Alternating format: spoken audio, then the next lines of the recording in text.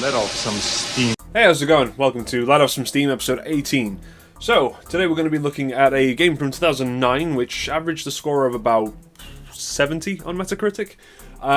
So it was regarded as okay at the time. However, as expected in the series, I disagree. The game we're looking at today was published by Capcom and developed by Grin. We're looking at Bionic Commando, which is a third-person action platformer, I guess? Yeah, we'll go with that.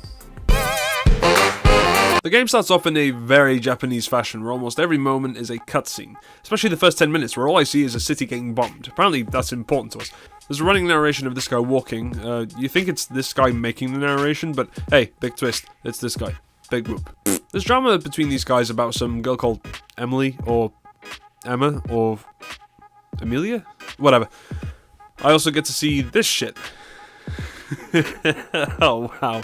Okay, right, okay. Pilots do this kind of stuff to their planes to make them look like badass or whatever, you know? Very American thing to do, but this is the goofiest nose app possible. That shape isn't even aerodynamic, like, what the fuck? Finally, we actually start playing the game. The army was just looking for an impractical excuse to get rid of you, so they shot you in a missile. This game would make more sense as a failed and extremely complex premeditated murder, all things considered. I was pretty annoyed with the game from the get-go because I can use a pistol, and only a pistol, to take out a bunch of guys and do nothing else in a bunch of corridors. That doesn't exactly set a great standard for what the rest of the game will be. My impression at the time was that the rest of the game was going to be reflective of this mood. Very linear, very limited, where I have to follow a specific path. Turns out that's exactly what the game is like. Finally, we get the arm. We'll give a very annoying and weird tutorial, which luckily helps in my lead up to the next segment. Alright, so let's get into this tutorial. Point number 1. It's stupid.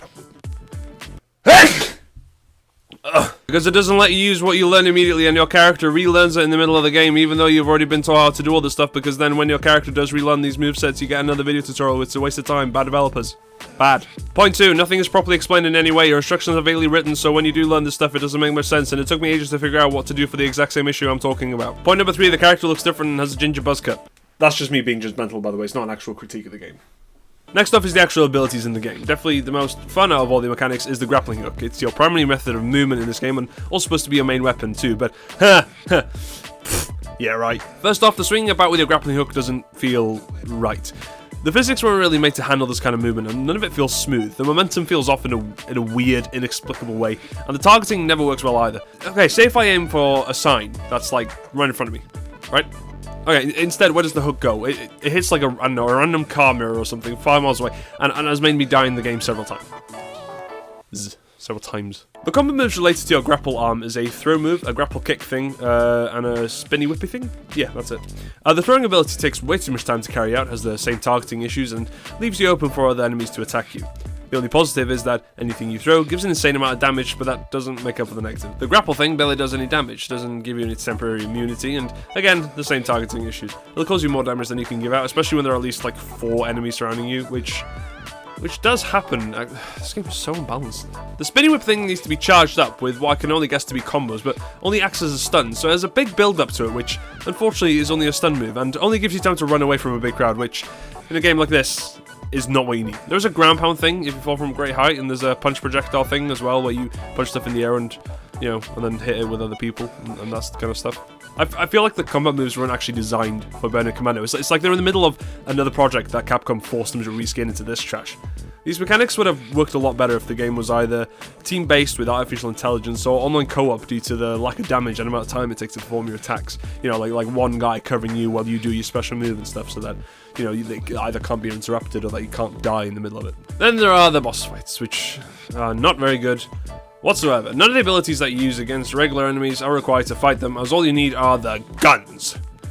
Big guns, small guns, ones you can put on your head. There's only one boss fight that you need to swing about in, and even then, the only weapon you can use is the rocket launcher. Same with the others. There's only one use for the grappling hook on your arm in each of the boss fights, and compared with other games, it's not very good when you start to compare it with others. The standard for boss fights in other games are learn skill, develop skill, use skill against boss. Bionic Commando throws that completely under the bus and just says, hey look, guns! The enemies within themselves are an interesting mixed bag of disappointments. The most interesting enemies are the mechs, where their only weak points are these little panels on their backs. It encourages you to use the environment to your advantage. to be honest, these are even better than the boss fights, like the actual boss fights, not like the mini. But you know what I mean. The most annoying thing about these guys is that later on in the game, you get something called Air Force mechs. They are way too fast, and they have projectile attacks and can kill you in pretty much one hit. And the only way you can really get to them are guns. And what makes it worse? The game rarely gives you any guns. Pickups for ammo aren't even like sprinkled around the environments. Like, you literally have to wait for the game to give you the ammo if you run out. You know, if you do run out, you fuck. Seriously though, if you run out of the ammo, that actually take out the regular enemies very quickly. You know, the game says, haha, you're on your own, fucker. It's like, it's like they're dangling like a steak like above a crowd of starving African children. That's the only thing I'm imagining Grin doing whenever those kind of levels play out. As a game, yeah, it works. It's competent at least, but there are so many small issues that make it so difficult to play. Like, they accumulate into one massive issue of bullshit. You know, and I can't enjoy it. Like, none of the positives make up for it, as rare as they are. Visually, this game is really uninspired.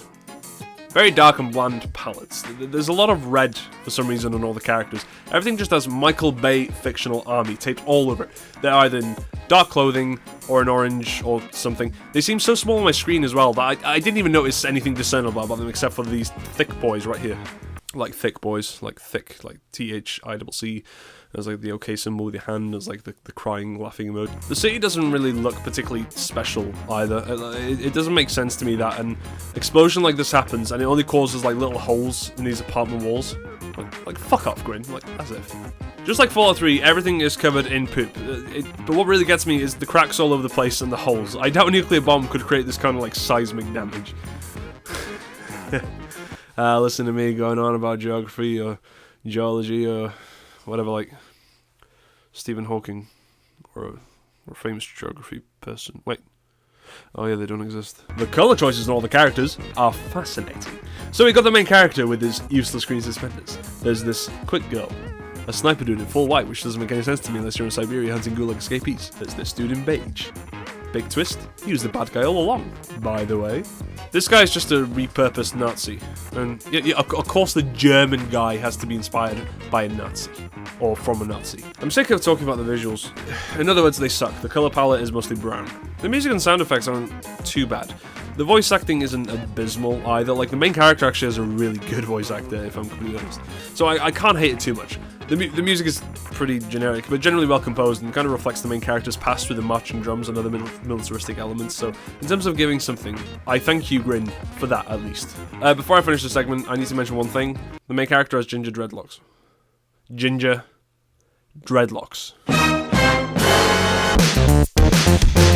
The story is just boring, and I don't feel at all interested in knowing what's going on. So, the main character's wife is somewhere, and he's not allowed to know where. The government is keeping her away from him or something. They force him to go into Ascension City to do the military stuff and kill people. And that's honestly all I remember, except for why she's here, why he's here, why he's here. And the reason for the twist at the end when it turns out that this guy was the naughty the whole time. There was absolutely nothing interesting about the story whatsoever. What I remember is just swinging about and hacking these beacons or whatever the hell they were. Psst, there wasn't any really hacking involved. All I had to do was grapple onto it and press E. Bubsy 3D even had a better story than Bionic Commando. I have Bubsy 3D on PlayStation. I can say that. The world is set as a sequel for a bunch of arcade games by similar titles, like Bionic Commando for the arcade and NES in 1987 and 1988. A 1992 remake for the Game Boy, Bionic Commando Elite Forces in 1999. Released a remake for the Game Boy game called Bionic Commando Rearmed in 2008. Good job on the pun there, by the way. This piece of shit in 2009, and finally a game I was completely unaware of, released in 2011, only for the PlayStation Store and Xbox Live Arcade. That paragraph had absolutely no reason to be there, like other than to show that I could Google. Alright, so the world is interesting in some possible way. In the past, there was an entire force of cyborg soldiers that would run around killing people for the government, and then they were disbanded and executed. I mean, that is pretty badass, I'm not gonna lie. Other than that, the characters are pretty boring, except for this dude, which I wish there was more of him. Like, it would at least make me somewhat curious about what was going on in the game, because, honestly, like, seriously, this guy seemed pretty cool, and do you wanna know why? No dumb interpersonal bullshit drama like Speedy Girl and Dreadlocks McGingernuts. It's even funnier because the mystery sniper guy stops the stupid drama in the docks, like shooting the pistol out of the girl's hand. Like, he was going like, if you bitches pull this shit one more goddamn time, I swear to God! And yeah, probably the most interesting moment in the game, except for the part where he talks. I did some more skillful Googling. His name is Thomas Clark. I need to be honest and say I'm disappointed. This game would have been like way better if it was like a game about him and you're a sniper and it was like sniping mechanics in that city, but you also still had the grappling hook, but it was all in first person. Like, I know you couldn't see the badass suit, like you can see it in cutscenes, which is fair enough, but it's like, I don't love that game. I think a sniper setting for that game could have been way better with the grappling hook. It would have been so cool. And then like you snipe one person, you need to relocate. So what do? You grapple and you swing somewhere else. Isn't that a fucking great idea? I love that idea. It's like Sniper Elite, but with Batman's tech. The final character I want to mention is this guy, Joseph Gibson, also known as the coolest name in the game, Super Joe. It's unfortunate that his costume is like the most boring in the whole game, like entirely beige. No offense, Lindy Beige, I love your video. I've said this in another review, but I failed Games Design University twice, but I could probably still make it at least more interesting in this. Dead. The multiplayer is dead. Like, literally, you can't even make an account. It's done. It's deaded. Anyway. Grin. I'm disappointed. Capcom. I'm disappointed. There are a lot of good ideas in this game related to the combat, the movement. As a concept, it's pretty cool. What you have are basically shorter range Spider-Man controls. It's a great idea, and I really can't imagine how you could get it wrong. Somehow this game did. The physics were weird. It was just off in some way. The movement didn't even feel fluid. The momentum was either not enough or just too much, and I can never find that sweet spot to do swing chains like I wanted to. Actually, no, how it should have been. The guns are more useful than the main abilities, which is clearly severely improperly balanced. What else? Oh yeah, the character. He was bland as heck. So is all the other guys. Except there's one dude, Mr. Clark, and even Robo Hitler. It's like, Robo Hitler was the least interesting because he was like this really tall, weird, like, it's almost like he was made entirely out of tentacles, and I was like, oh, cool. That was actually kind of badass. Anyway, this entire game was like a cocktail of wasted potential. It's not even worth buying, whether if it's in a bundle or like on Fanatical or Humble Bundle, Steam sale, hell, even if it's free, it's a waste of money, somehow. Anyway, yeah, this game is a lasagna of negativity. One layer of good, high-quality mincemeat, and the other three is just rat shit. Yes, there were a couple of small positives, but I'm heavily emphasizing the word small. All the negative things just piled on top of it, and you really had to dig deep to find anything good in here. I give it liquid diarrhea out of 7. Not burning liquid diarrhea, but liquid. It's not that bad. Well, thank you very much for watching. Again, just like everybody else on this website, I will be telling you to like, comment, subscribe, share, whatever, if you enjoyed it. Not just on a whim. Don't do it just on a whim. Don't do it just because I tell you. Do it if you like it, you know? I respect your choices, but if you want more of what I do, go ahead. Yeah? It's good. It's good to be entertained. Reward yourself a bit. Yeah?